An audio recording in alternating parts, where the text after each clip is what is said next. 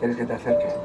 No, prefiero ir caminando, gracias. Bueno, te llamaré cuando transcriba la entrevista. ¿Quieres que te ayude? No, yo me encargo. Estás guapo con el traje. Tampoco tienes mal aspecto.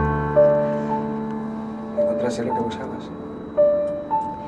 No exactamente, pero sigo en ello.